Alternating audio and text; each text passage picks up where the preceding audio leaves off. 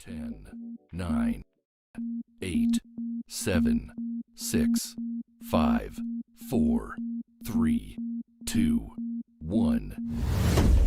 Good evening and welcome to Satellites Live once again.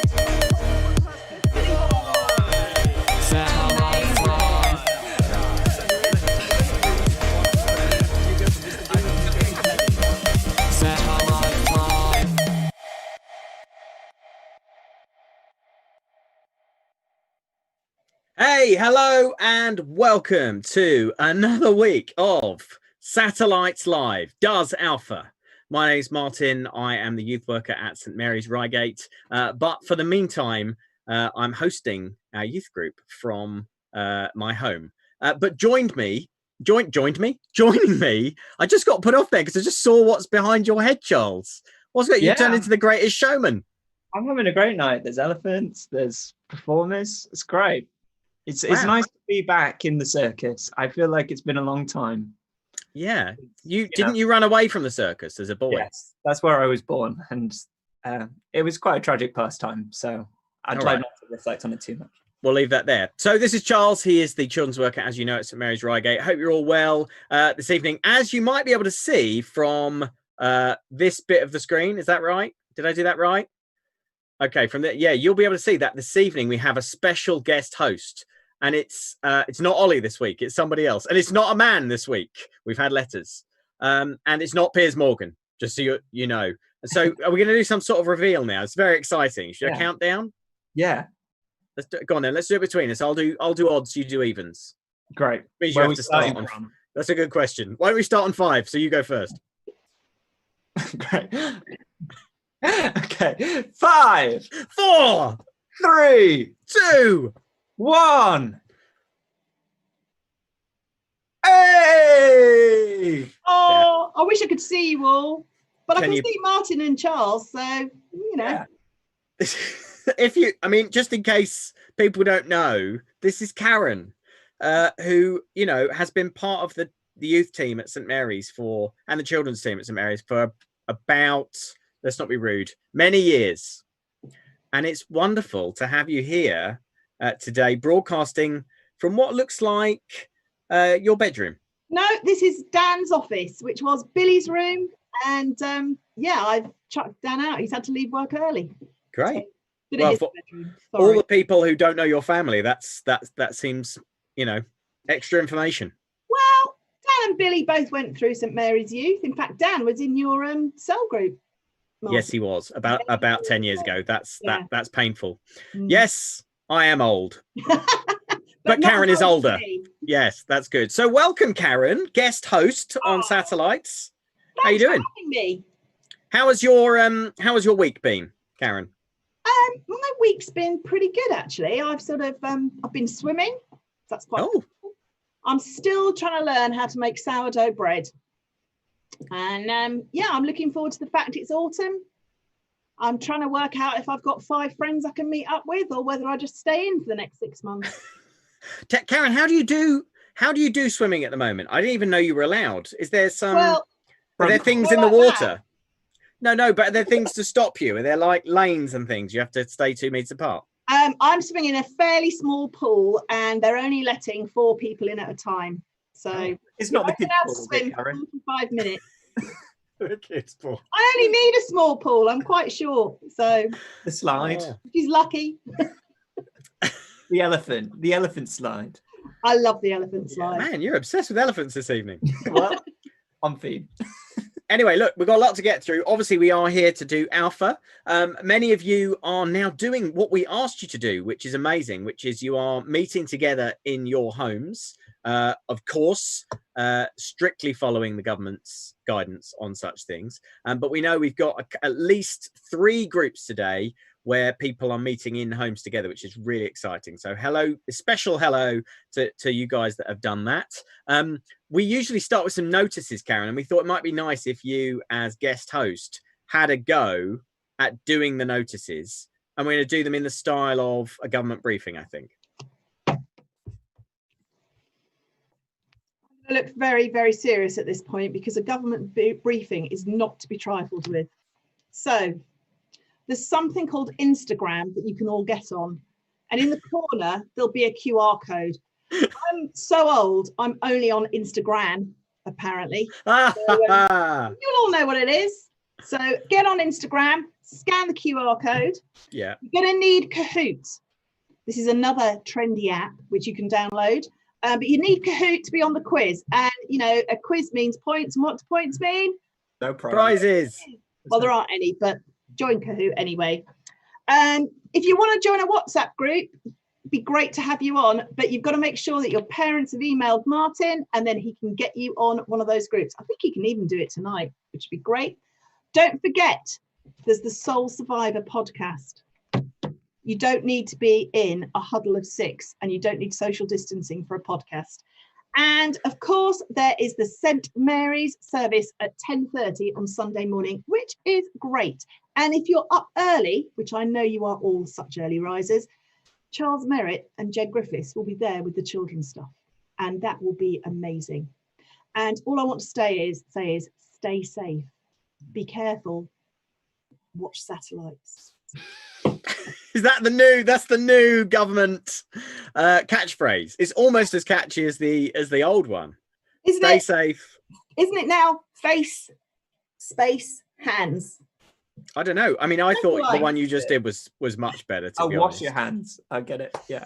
That's hands. That doesn't help. I love. By the way, producer Ollie has done something miraculous here. I don't know if you're aware, but we are doing this as a government briefing at the moment, which is amazing. I feel I'm very Dido Harding at the moment. That's a reference. Yeah. Sorry, you've done politics. Charles and I like no idea what you just said. There's one other notice, very important notice. Do the other guys on the other plinths get to say anything? I don't know. Yeah, sure. I'm ready to. I'd like to hand over to Martin Saunders for the next notice. Yeah. So one more notice, which is that this week. On Sunday night just gone, we launched our new youth service, which is called Space, because everything we do has some sort of weird science fiction bent to it. And it was really great. If you didn't catch it, actually, you can watch it back on the St. Mary's YouTube channel. But we had a fantastic talk from Mr. Charles Merritt over to my left, right? I don't know, over there. Is that right?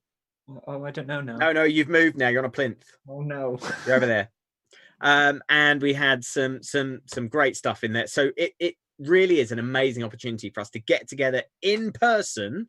And we're doing it again, hopefully, as long as the government will allow us, every week now until half term at the earliest or at the latest or whatever. So we're going to be doing the next 4 weeks, Sunday evening, 6:30 till 7:30 at St. Mary's Church. We can only take 30 people because of social distancing. You are very spaced out, hence the name.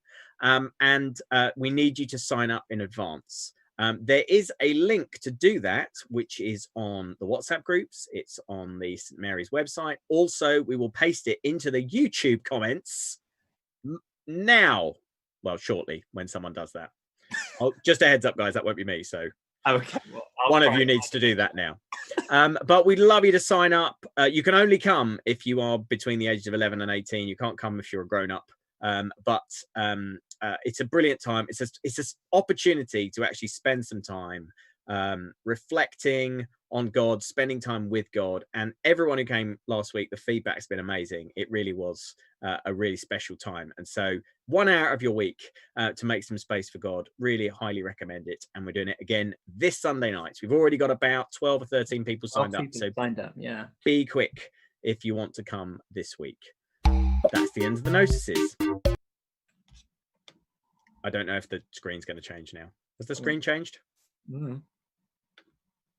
I can't see. Well, you got to tell me what you want to do next. Could you change the screen, Ollie?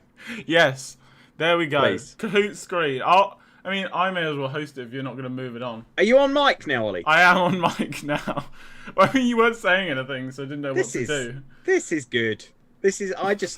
Karen, now you're inside. I mean, if you see this as just one of the little people at home, you probably think this is very, technical. These guys really know what they're doing. Now you're on the inside. You're a little bit disappointed. No, I feel like it's like being backstage at the Oscars. Would we say the Oscars? Or the government briefing, or the TV Quick Awards. Okay. Yeah. All right. Look, people have already got the message here, by the way. We, as ever, are going to do a quick quiz now on Kahoot. So if you have the Kahoot app open, you can put in this week's code, which is 8276817, and you put your name in. No offensive names, or it will call you something like, I don't know, ferocious monkey, something like that. It'll rename you. Yeah. So you can't put a rude word in. But we've got some names already, and I've just seen We Love Karen has popped up. Yeah, there's two We Love Karens and a Karen #1 fan. So that is lovely. Yeah, Karen, clearly there's some. Not my mum, is it? Some yeah, it could be. Could be. Ollie, who else have we got? We've got Jim Carrey. Jim Carrey has arrived for our Kahoot quiz. Karen for PM. Which is rather fitting with the last screen that we just had on, I guess. Martin, We Love Martin is here. What? Who's that? No, nobody loves Charles, unfortunately, but I thought there was one called Nobody Loves Charles. That would have been very harsh. Yeah. Nobody should be called that. That wouldn't have been good. Wait, a Cornish pasty is here. Wow. Oh. And Kahoot Kangaroo's back. Yeah, Kahoot Kangaroo is there. This is. I wonder if that's one of those names, that Kahoot's given them. Could be. Sounds like one of those. Can I say how happy I am that Woo is back is he this time? back? Woo is back. This is amazing, and Charles, you'll be glad to hear somebody does love you. And it's even got a little red heart, Charles. Yeah, I don't like. There's something different about that, isn't it? Because you and me, Karen, we've just got a generic We Love Karen, We Love Martin. It's nice. It's family friendly. This is a bit more stalkery. I love Charles. Yeah, let's be honest. It's probably my mum and dad. I was about to say, I feel like there's a strong chance. Very good. Oh, let's see. This could get quite competitive. Right, tonight. That's probably enough, isn't it? Tonight we've got a very, very difficult quiz.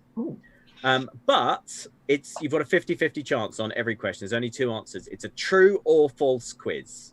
And maybe. And so we've got 7 questions. They're all worth 1,000 points, I think. And if you win, Karen might bake you something.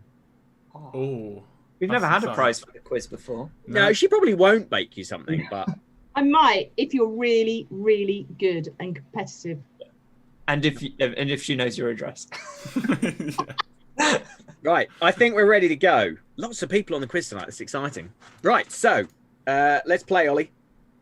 Let's go. This is the Satellite's True or False quiz. Question number 1. The average human farts 47 times a day. Is that true or false? What are we counting? I'm not average. I'm very below average. No. You're below average. Well, you're a lady. You presumably never pass wind at all. No. What counts as passing wind now? Well, it's got to be the. I was about to go in quite big detail then. I'm not going to carry on. Yeah, wow. Well, that has split the room, as it were, as often a part does. Not cleared the room, though, has it? No. It hasn't cleared the room. 16 people said true, but 18 people were right and said it was false. It's actually between 5 and 15 times a day. I should stress, if you fart 47 times a day, that's not normal, and you should see somebody immediately. Or eat less cabbage. Yeah, that is true. Right, what have we? What's that done to the leaderboard? We Love Karen is in the lead. We Love Karen is in the lead, followed by Mini Begsy, and the Jacob Data is in third. So that's exciting. There's always a Begs on that leaderboard every time. Those Begs are very, very competitive, I've noticed. Yeah. Martin, I've just found out that my family doesn't love me. Oh, that's sad. Yeah. What a way to find that out. Yeah. That's probably why they put me in the circus in the first place. Very good. You've created a whole narrative, Charles. This is brilliant. Still found his way home. Yes. Question number 2. This is more sensible, this one. Question number 2. There are more calories in a single peanut than in an 8-ounce steak. Ooh. Is that true or false? There are more calories, remember calories, we're not talking about fat, in a single peanut than in an 8-ounce steak. What do you think, boys? And Karen? Steak. Karen's one of the lads. That's Karen.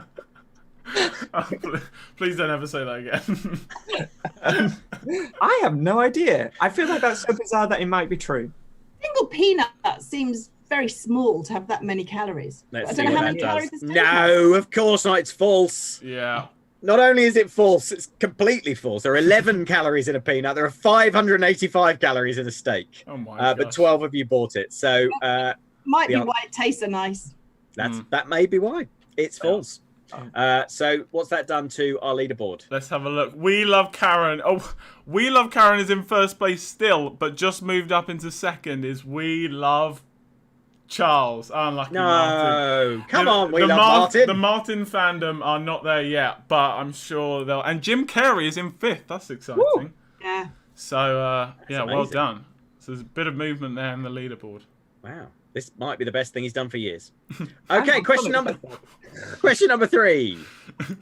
Right, true or false? Oxford University is older than the ancient Aztec civilization. Is that true or false? Oxford University is older than the ancient Aztecs. Is that true or false? It's one of those things where you're like, I would assume not, but hang on, you've asked the question, so. Well, that's what I thought with the peanuts. Yeah, that's the game, you see. That Ancient. gets into your head, this game. And I made a mistake there. So. Oh. You're on fire, Charles. So was the steak. Ooh. All right. Only 13 people got that right.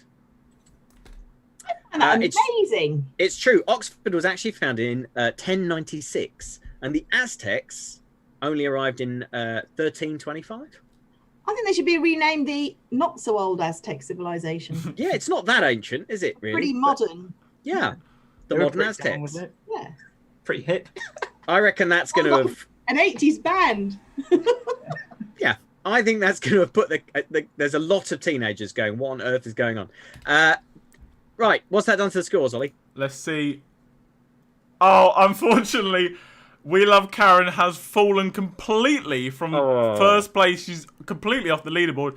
And We Love Martin is now in second. Look at that! But We Love Charles has moved into first place, so well done. But also to mention that Peter Parker is now in third, so well done. Ah. That was a big shift. Karen was first for the first two and just dropped off. So Can I just say, Charles, I saw you at the corner of my eye there, and it looked like you were giving me the finger. No. Doing the Spider-Man. All right. I was like, all right, you're winning. You don't need to boast about it. Right. This is a really good one. Question number 4. Crocodiles could technically live forever as their bodies don't actually age. Ooh. Is that true or false? Yeah, but they're really scaly. They need some moisturizer, surely. Like Karen, your children's works, that your children's work skills just kicked in there. Karen's about to sing "If I Were a Butterfly." That's what she was about to sing there. Karen would sing "If I Were a Butterfly," but she'd sing it to the wrong tune. I would. No, I'd start with one tune and I'd finish with another. Yeah, That's a private joke. Karen and I once did a song together to some 2 and 3-year-olds where we did exactly that. We started the right song to the wrong tune. It was true. Crocodiles can technically live forever. They get diseases and they die of diseases. They're hunted by predators, but technically their bodies themselves, their physical bodies, don't break down at all. Sorry, what predator hunts down a crocodile? Bigger crocodile, I guess. But why isn't the biggest crocodile still alive then? Maybe it is. Maybe that's Loch Ness Monster. Or Godzilla. Yeah. That's why Godzilla doesn't die. Yeah. Spoilers. Makes sense, right? That's a Hang real on. spoiler. We've got quite a lot to get through here. Sorry. Question number 5. Oh no, sorry. How are we doing? It didn't change too much, but We Love Karen is moved back up into 5th. So she's Coming back. just crept up. She's pulling it back. It's good. It's exciting. But otherwise, Question all number the same. 5. The first ever game of baseball was played with the dried and stitched head of a wombat. Oh, that's sad. Is that true or false? Harsh. Baseball's basically rounders there, right? Ooh, Is there don't say much that to an American. I just feel like it is there, right? Is it not? Karen, I bet you're good at rounders. Not much hand-eye coordination, Oh, but enthusiastic. well, that's half the battle, isn't it? 50-50 split. Ooh, you both went for exactly the same numbers, but false was the correct answer. No, it was played with the rubber from old shoes wrapped in a leather pouch, which you didn't need to know and will instantly forget. What's that done to the leaderboard? Let's have a look. Oh, We Love Martin has pulled into 1st place. And We Love Charles has just gone from 1st and just completely dropped off. I don't know. Karen, you'll be glad to hear that you are now in 3rd. And Jim Carey is on an answer streak and in 2nd. So... I'm nervous about Jim. I've never had so much investment in someone winning this. Yeah, I know. Come on. It feels like it's exciting. Can I just say I'm not playing? I haven't got my phone under the table or something. Right, question number 7. The national animal of Scotland is the unicorn. Is it true or false? Don't they have a dragon on their flag? That's the Welsh. Oh, yeah. And not so United Kingdom. Wait. Oh, yeah. I feel awkward now. Karen, are you a bit Scottish? Yeah, I do have a little bit Scottish and a little bit of Irish. And so you knew that this was true, Well, I did. as did 17 of you. So that was a very close one. Yes, because it dates back to the 14th century when everyone thought unicorns were actually real. They're Uh-oh. not. So Martin, Jim Carey has No! just overtaken you, and Martin has fallen down to 4th. That's unfortunate. And what's happened to We Love Karen? Yeah, We Love Karen is like Charles, just fallen off, unfortunately. Right, before we go to the final question. Oh, it's the final question. Oh, gosh. Before we go to the final question, just to let you know, this one's a little risque, but it's just nature. Okay, I've said that before. It's just nature, but just parents. If you want to email me afterwards, that's absolutely fine. Let's go to question 7. Is this true or false? This is the kind of tiebreaker. Male octopuses grow an extra arm in a pouch under their eye, which is actually a penis, which they hurl at females to impregnate them. Is that true or false? Male octopuses grow an extra arm in a pouch under their eye. I'm going to get through it without laughing. Which is actually a penis, which they hurl at females to Under impregnate their them. eye. Is that sounds true? like- There's that so sounds much like- to that. Yeah. That sounds like the R-rated Bad version behaviour. of, the R-rated version of Finding Dory. That does. Oh, Charles. is that true or false? Wow. People know their octopus anatomy. Well, maybe they just thought there's no way he's made that up. Yeah, it's absolutely true. This is how, reproduction works between octopi. So the male throws something at the female. Wow. And the hurling bit a little bit disconcerting. Yeah, just sort of fires it. Well, that's the end of the quiz. Who won? Yeah, I don't think we've ever had a more dramatic reveal of the leaderboard, but let's see. So, in 3rd place, with 6 out of 7, was We Love Martin. Well done. In 2nd place was Flump. Well done, Flump. And with Well done. 7 out of 7, in 1st place was Jim Carey. Well done, Jim Carey. Karen. Oh, We Love Somebody was in 4th. We don't know who. Oh, drama! Late drama! All it said was "we love." I don't know who. Someone tell us. Who it was? Someone Tell us in the comments if it was Karen or Charles. Oh my goodness! At least you made the Wow. podium, Martin. At least you made the Yeah, podium. yeah. I'll take it. So that's it for another week of Hoot. We're hopelessly behind. Charles, take us into something more edifying. Well, let's get that image out of our head, shall we? And let's get into something more serious. And talking of images, one of the main images of our faith is the cross. And that's what we are going to be looking at all today in this episode. So we're going to be looking at the cross. So without further ado, over to me.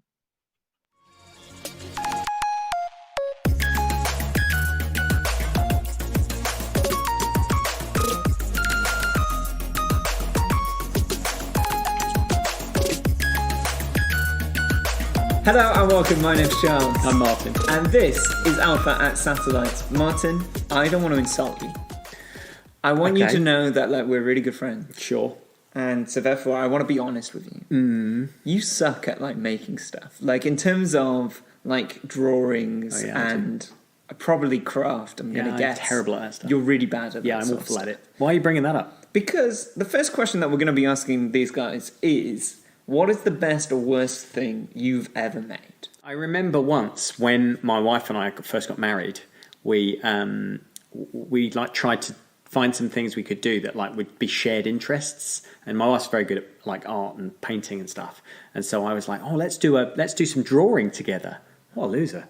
And so we sat down and we tried to draw a still life together. And so I didn't know what to draw. So I think she drew some flowers and I drew my shoe. And it was so bad.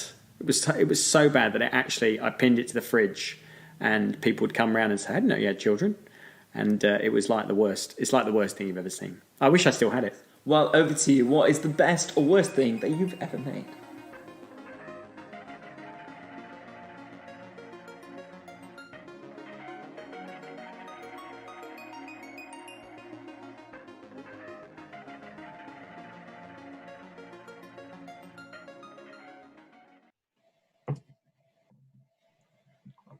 Great. Am I meant to be speaking? Okay. Yes, please, Charles. Well, as smooth as ever. Well, what is the worst or best thing that you have ever made? We'd love to see it in the comments. So let us know. Karen, whilst we have you here, it'd be lovely to hear your answers. And so what is the best or worst thing that you've ever made? I made a wedding cake for one of my goddaughters last year, and I think that was the best thing I ever made. Oh, thank goodness. Right. I was panicking then. I thought you were going to have to say the worst thing then. For my children, obviously. So that was quite cool. But I've been trying to make sourdough because everybody's tried to make sourdough over lockdown. And that has honestly been the worst thing I've ever made. I have made several Frisbees. Could you just explain what sourdough is? I don't actually understand. It's a what bread. It's not actually sour. Well, it is quite sour because you make it with flour and water, and that's it. But you have to make wild yeast, which means you have to just let flour and water go quite mouldy on the window ledge for a week, and then you make bread. Doesn't sound very nice. It actually tastes delicious once you get the recipe right, but it's a work in progress. Well, we've got some other. I once made a cake that was meant to be a lemon. Oh, I see. I think in the shape of a lemon, but we ended up turning it into a dinosaur because that was more realistic. Still not sure if that's a success or a fail. The best thing was my mum's 40th cake. It's very pretty. It's a, you can't see it, but it's an iced cake, which is like flowers on a tree with a little bird. Very, very impressive. Anything else that we got? Oh, an orange blossom meringue pie was the worst. I saw that. Yeah. What is an... Sorry. Oh, we've done that, Karen. We've done that thing. Where everyone's watching us on YouTube. It's just two old people going, what? I can't hear you. What? It's like when Karen first came on, she was like when you Zoom with an older person and they're like that. I've been trained by Ollie now. What is an orange blossom meringue pie, Karen? I think it's a bit like a lemon meringue pie, but made with orange blossom water. Orange blossom water. Yeah, but I mean, Katie Cornish is a fab cook, so yeah, I'm surprised. But you can't really beat a lemon meringue, can you? Nah, it's true. And the final one we've got is in primary school, I had Weetabix and secretly added chocolate sauce. That was the worst thing I've ever done. That does sound pretty vile, I'm not gonna lie. Well, Weetabix with chocolate sauce. That sounds amazing. I don't know. It depends what chocolate sauce you've got. Anyway, let us head into the next part of the alpha session. Cool. So there are so many logos in the world. Yep. You walk down the high street, you see about 1 million. You go into a shop, you see even more. What are your favourite logos?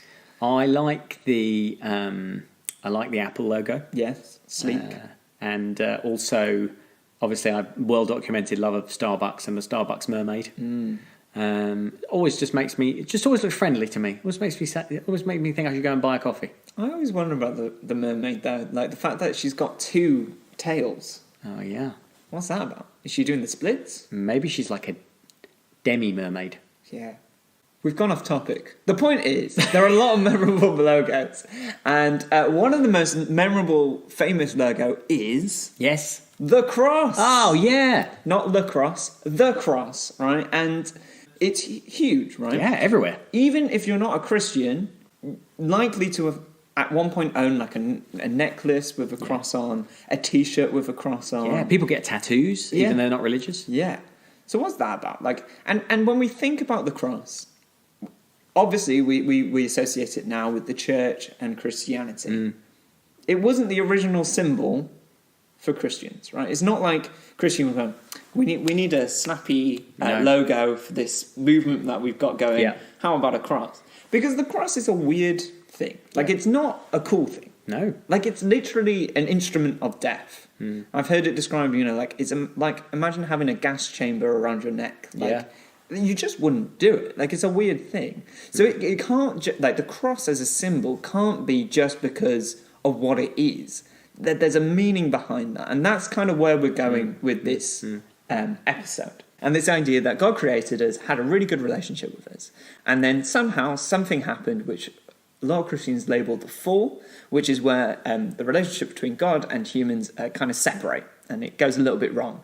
And it's because of this thing called sin. Everyone just take that word in. Because we don't like that word, do we? It's a very unfashionable word. Why don't we like that word? Well, it's probably a good reason. Because the word itself isn't a good thing. Sin itself isn't good. That's why we don't like that word.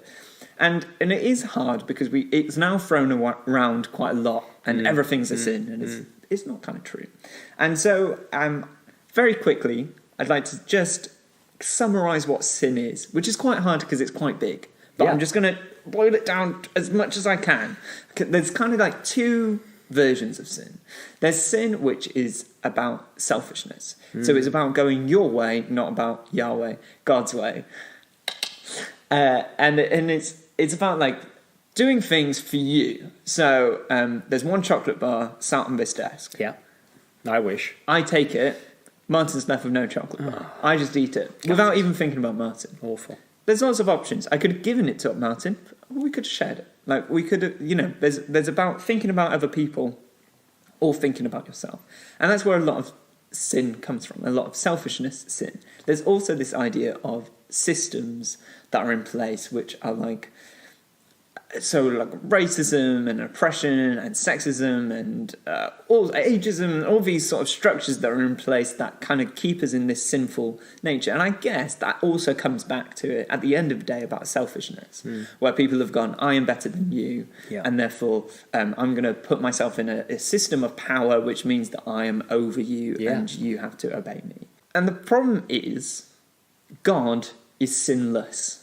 Like, he doesn't sin. He is holy, he is set apart, is how it's described in the Bible. And our problem, the human problem, is that we all sin. We all make mistakes. It says in Romans 3:23, for everyone has sinned. We all fall short of God's glorious standard. And so we kind of get to a point where we can't, okay, I think the coronavirus is actually a really good example. And forgive me if the coronavirus is over by the time this goes out. Probably won't be. I think it's a really good example because imagine God is like us, no symptoms, like hasn't got the coronavirus, and sin is the coronavirus. And there are people in the world who are spreading sin and spreading the disease around each other, and God has to kind of almost self-isolate. And it's not because he doesn't love us, and it's not because he doesn't want to be with us, because as we've all discovered, it's really hard isolating and being in lockdown and not seeing friends and not being able to get close to one another. But he has to isolate, he has to distance himself because he can't afford to get this disease. Is almost how it's like.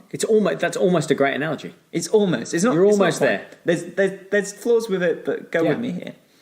And so therefore, sin and God just don't mix, and therefore there needs to be a thing, something needed to happen, so that we could interact with one another. But before we get to that point, just wanted very quickly to go through the consequences of sin and what it means. And there's 4 P's. Don't we? As love 4 P's. We love alliteration and all those sorts of things. Yeah. So the first P is pollution. So this idea that sin ruins relationships with one another. So if I took that chocolate bar, Martin would be in a huff with me all day. I would be mad. But there's obviously other more extreme versions of that, like cheating on a partner or murdering someone. That is going to ruin relationships. Yeah, especially your relationship with the person you murdered. Well, yeah, non-existent. And the second P is powerful. So it has like an addictive quality to it. Sin, if sin was like unattractive, it wouldn't be a problem, right? But sin is attractive. Like it has like an addictive thing to it. So when we lie, it becomes a little bit addictive to lie. Like you can't just leave it at one lie, especially when someone tries to pull you up on that lie, and then you have to add another lie to again.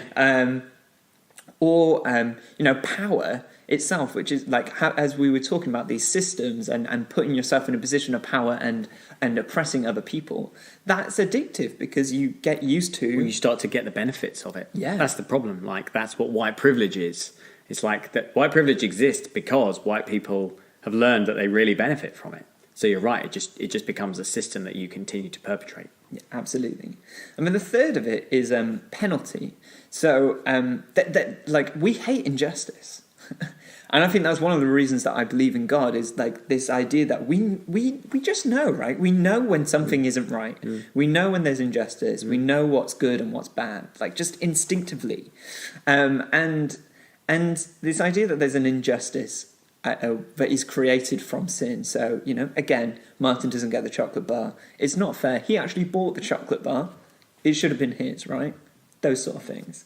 But also there's like a bigger version of that. And actually in the Bible, if you read the Old Testament, the punishment of sin in the way that God works is actually death. Like, and it's not because God wants us to die. It's almost like a spiritual death as well. In Charlie and the Chocolate Factory? Yes. Where the kids go on the tour of the factory.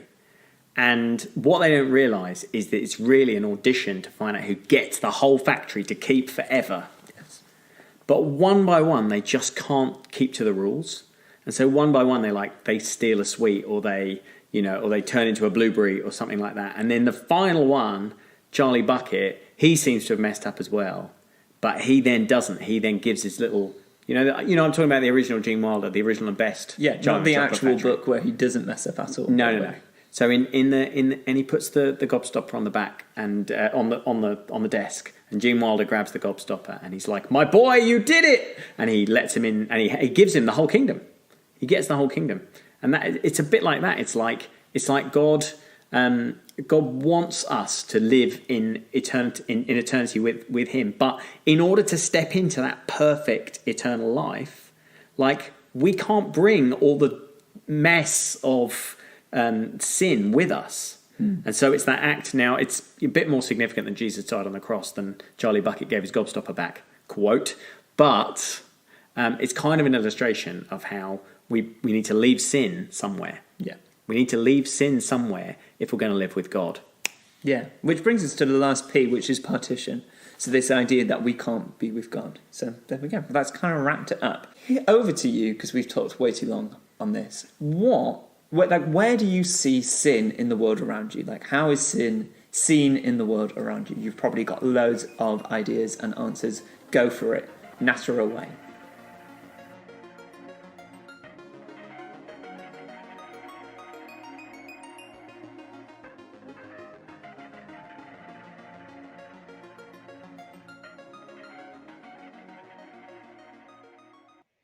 Okay, so if you want to answer that question, where you see sin in the world around you, you can do that in a couple of ways now.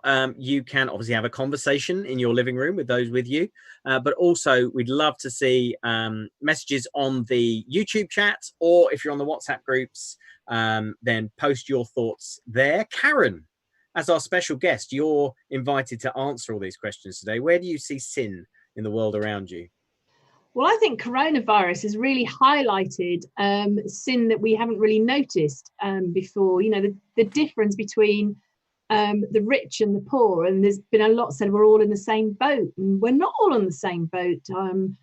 I've got enough loo roll, I can afford to buy food or order it in. And I think this, you know, we need countries to work together. There's lots of areas where we can see sin on individual levels, like people hoarding loo roll, or national levels where we're saying all the vaccines are going to be for us and we're not going to cooperate with other countries. So it's little tiny sins and huge, massive national and international sins. So I think it's, yeah. And things like Black Lives Matters, we've seen how sin can go back years and years and years. Yeah. I mean, Karen for Prime Minister, frankly, that could be a Kahoot name next week, if anyone remembers. But I think you're absolutely right. That is, it has started to show up some of the cracks and the problems with the world that we live in. I think coronavirus helps us to see that this world is not perfect, that we try to convince ourselves that it is. Right. If you want to join in on the discussion, now is the time to do it. Where do you see sin in the world around you? Any takers on the WhatsApp group, guys? Yeah, we've got some people saying everywhere. It's true, like it is everywhere. Injustices like racism and sexism, etc., which is so true. And you know, I think we talk about that a little bit later. But you know, selfishness, anger, pride, envy. There's other stuff like homophobia. Yeah. Yeah, I don't know. It seems to be a bit quiet, and I wonder whether it's just because people are like, it's a big question, right? And it's not an easy one to answer, and it's a bit uncomfortable to really think about. And I think, you know, like especially in terms of when you reflect on yourself as well, it causes you to reflect on your own behavior and your own systems and stuff. Someone's just said also just little things like not treating people kindly in day-to-day life. Yeah. You know, we're all guilty of that, aren't we? I guess, in terms of, you know, sometimes you're really good and on it and trying to be kind to other people, and some days you're just not in the mood. As sad as that is, like, it's just true, isn't it? Yeah. I noticed there was one you didn't read out, Charles. Oh, sorry. Well, yeah, it was a bit political. It was. No, well, I mean, you know, it's interesting. So somebody said Brexit, and I'm not sure Brexit itself is an example of sin, but definitely some of the reasons, it would be fair to say some of the reasons why people vote in certain ways, not particularly on that issue, on lots of issues, can sometimes be motivated by systemic sin, for sure. So if you're voting because of prejudice, then that's an example of systemic sin. I'm going to get fired, aren't I? Maybe. Just notice that. Just change it and save you, Martin. And someone else has said popularity in schools.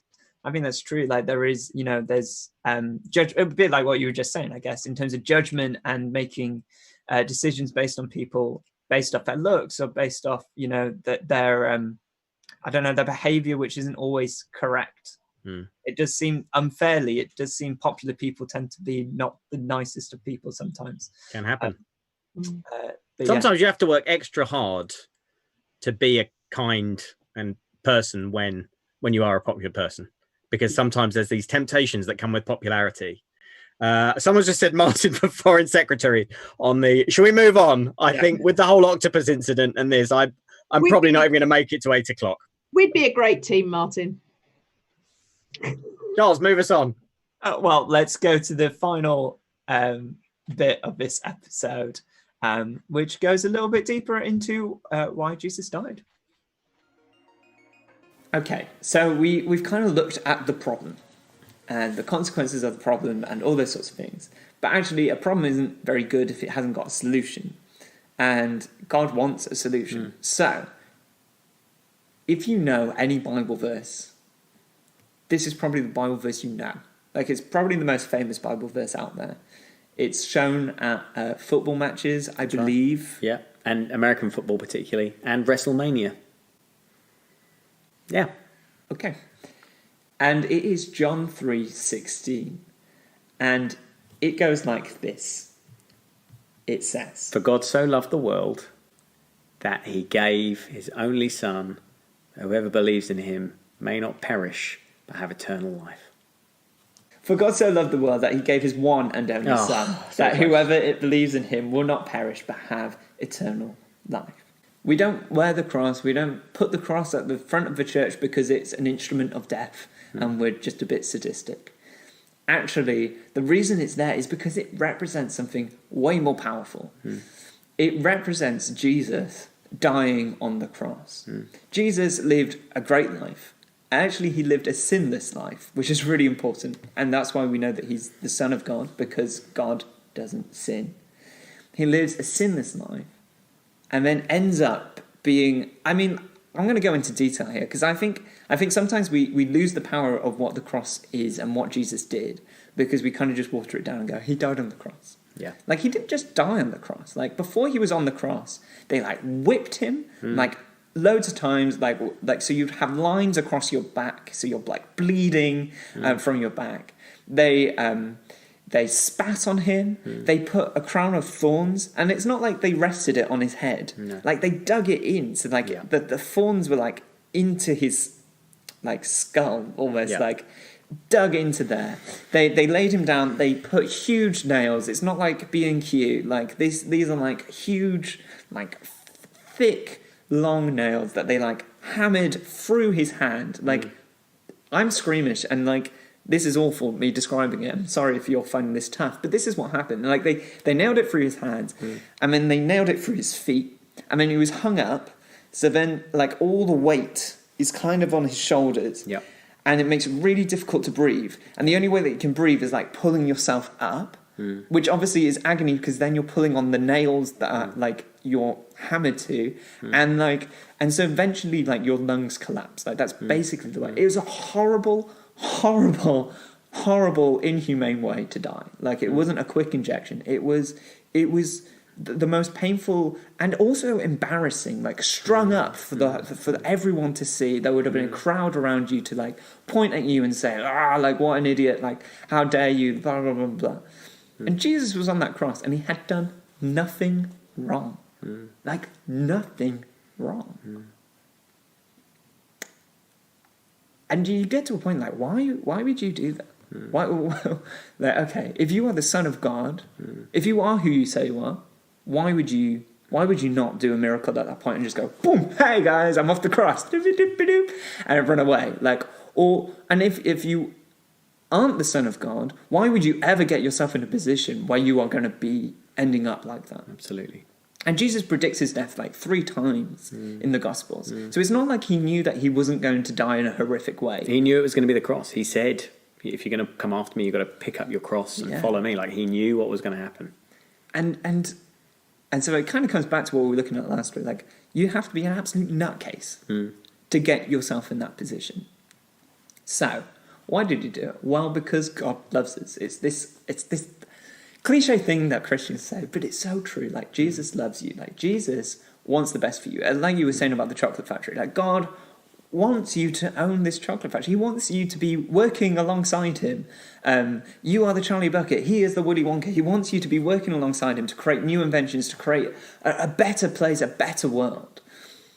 And so much so that he is willing to die on the cross, and not just die on the cross, to take all, like, our mistakes, all our, like, flaws, our, like, horrible words, our disgusting habits, our systems of oppression. He is willing to take the blame for it. And I could describe it in lots of different ways, but actually there's this really good video which tells it in a story which I think should helpfully put it across in an engaging way. There once were two little boys who were best friends. They played together, went to school together, they even went to university together. They were inseparable, until their careers took them in very different directions. One became a lawyer, the other a criminal. As one was promoted to a judge, the other disappeared deeper and deeper into a life of crime. Eventually, the criminal was caught and sent to trial. On the fateful day in the courtroom, he came face to face with his old best friend, the judge. And so, the judge had a dilemma. He loved his friend, but he had to do justice. And so, he fined him the appropriate penalty for the offence. It was a huge fine. There was no way he could ever afford to pay what he owed. But then, the judge took off his robes, went down, stood with his friend, and wrote out a cheque covering the cost. He paid the penalty himself. I don't know about you, but I find that really moving. This idea that God himself would be willing to take the punishment for us. This idea that we could mess up so badly that he would be willing to do that for us. And, you know, I think there's a misconception that God and Jesus are far away. They don't care about what's going on here. They only care about their own agenda, and that they're really far away. They don't care about suffering in third world countries. They don't care about suffering in first world countries and illness and all those sorts of things. And I could say strong words here, but it's a load of rubbish. Like, God absolutely cares about this stuff. He cares about suffering, and he isn't far away from us. The whole point of the cross is that he's been brought closer to us through that sacrifice that he made. It's not that Jesus made it on behalf of God and went, I'm going to make a deal with you. Like, if I do this, then can you be them? No, like, God himself was on that cross. And so, like, yeah, just mind-blowing, this idea that, like, he cares about suffering. And, okay, like, suffering still exists. And that's because sin still exists. Yeah. And we'll get onto that another week. But sin still exists, so it's still infecting, it's still going. But there is a cure. There is a solution. And it's not just a solution here on Earth. There's a solution beyond this. There's a solution beyond our physical life here on Earth. And I'm just going to wrap it up, if I may. I was just going to add one thing in. Yeah, actually, great. And I was just going to say that you might be watching this and thinking, I don't really think of myself as a sinner. Like, I might occasionally, like, pinch my sister, or, you know, I may have lied to a teacher once in a while, but I've hardly done enough to mean that God has to die on the cross. And I think sin is about those little things that we do. And you know what? At some point in your life, you're going to mess up more than just pinching your sister. Like, at some point in your life, we all do things that we end up feeling great regret for. But sin is, as you said earlier on, it's way more than that. It's not just about those little things that we do as individuals, but the massive things that we all participate in as people. And God doesn't just relate to us as individuals, he relates to us as peoples. Like we said, right back in the start of the Old Testament, he starts to relate to Israel, and then he starts to relate to, like, everybody after that.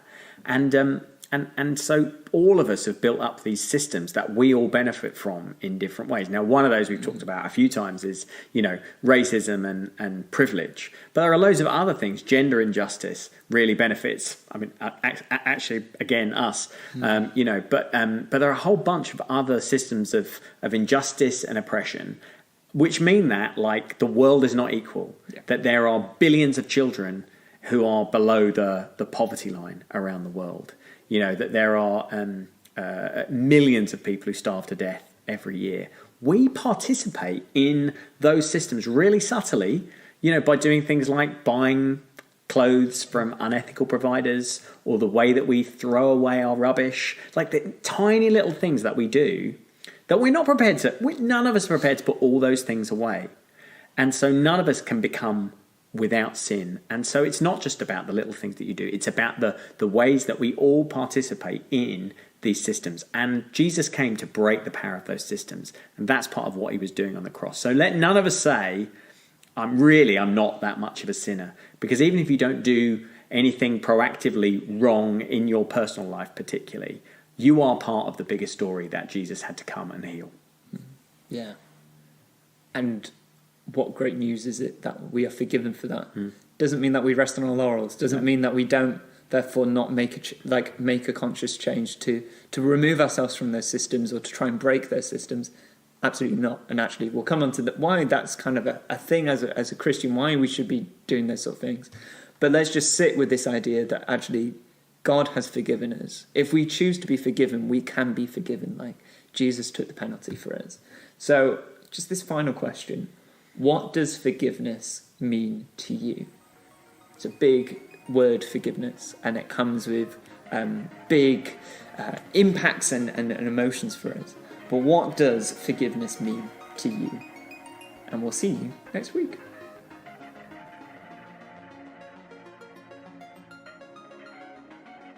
Hello and welcome to Satellites by Alpha. Satellites times Alpha. Satellites and Alpha Let's unite. do it again. Okay, what are we calling this? Alpha at Satellites. Alpha at Satellites. Okay.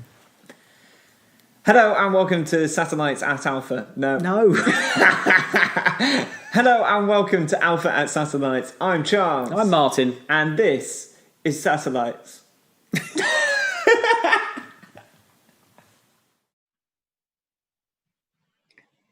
Oh, I love that video. So the question is, what does forgiveness mean to you?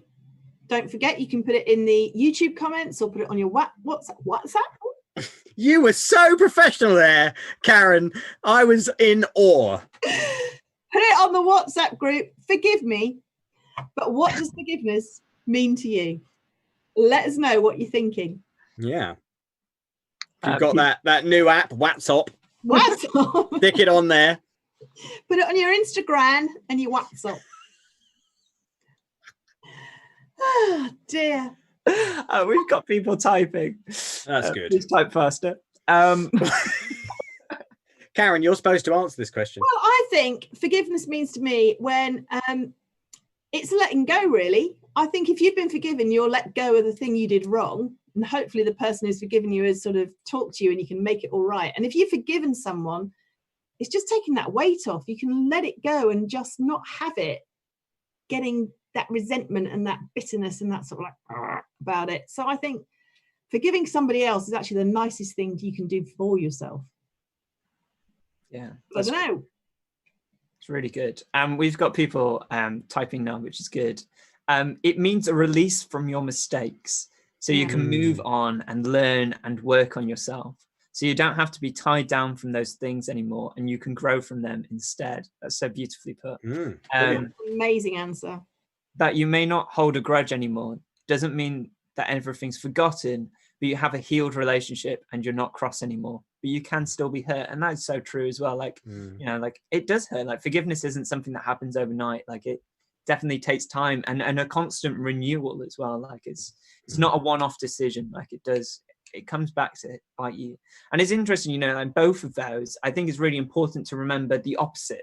So, you know, it's nice to know that you're forgiven and from God, but actually it also applies to other people as well. Like we need to forgive other people. That we follow Christ's example, right? And if Christ has forgiven us, then we need to forgive other people. And so therefore it's releasing other people from mistakes so that they can move on and learn and work on themselves too. I think it's a really important thing as well. And that's why forgiveness is so important. You know, like it can really make you feel trapped when you don't forgive someone. It's like you're in a prison almost, and like an emotional prison, and you get worse and worse. It's much better to forgive so that you're released as well. It means that you can be given a new chance to move on. Yeah, absolutely right, Abigail. Somebody's put on the YouTube that it can take years to forgive truly. And I think that's true as well. And I think sometimes it doesn't happen all at once. Sometimes I think forgiveness is a process and it might just be a gradual forgiving that actually at some point you can let go a little bit more. And then you finally get, I don't think there's a time limit on it or... And I think it's important to remember that the hurt still matters. Yeah, that's very good, Karen. And I think one of the most unhelpful little phrases we have is forgive and forget. It's a very glib phrase, isn't it? And that's not the same thing. And sometimes forgiving does actually, well, sometimes forgiving means not forgetting. You know, it means making a conscious choice that that thing that has really hurt you is no longer going to impact you in the same way. So forgive and forget can be a bit helpful. It's not always about forgetting something. That's not a sign that you've forgiven someone. Sometimes, you know, sometimes it's very hard to forget something, and sometimes it's even helpful to remember it. But forgiveness is still key. Just one more from the YouTube. Favorite quote, can't remember the source. Forgiveness is being trusted by God in the place where you have failed him. Oh, that's a great quote. And a good place to leave this evening's discussion on the cross, why Jesus died. Thanks, guys, for being part of that. Really brilliant to have you on this Alpha journey together. A couple of wrap-up points that I need to do. A few people are asking questions. The Instagram, before we go, the Instagram, let me just tell you right now, we didn't earlier because we did the funny thing with the plinths. We didn't have the QR code. So it is at St. Mary's _satellites. That's how you find... Did you say that, or did you just say it to me, Ollie? Okay. Okay, now are you on mic? No, no, okay. So could you just say it? Well, you were doing really well. You were like pretending not to listen to me, but I thought you were going to repeat it. But I mean, well, this is just weird now. But the QR code will come up in a second when we end. Thanks. On the little rolling. I really didn't need to. Anyway. No, I'm glad you did that. So we've got in a moment I'm going to ask guest host Karen to do the big goodbye. She might do anything. She might do a song. I'm hoping there's a song. But just one more reminder to sign up for Space on Sunday evening. We'd love to see you in person. How exciting is that? At St. Mary's Reigate, 6:30 till 7:30. The link is on the YouTube comments. It's also in the WhatsApp. There are a few places left. If you sign up, we'd love to see you there. And if you can't come, you will be able to follow along live on the St. Mary's Reigate YouTube channel. Thanks for joining us this evening. Thank you, Karen. Thanks so much for having me. It's been really lovely to be here. And as we go, I just want to pray for you all and say, will the Lord bless you? Will the Lord keep you? Will he make his face shine upon you? As the nights draw in and it gets darker, we thank you, God, that you love us and you forgive us more than we can ever know or imagine. So, Lord, bless us tonight. Amen. Or, Amen.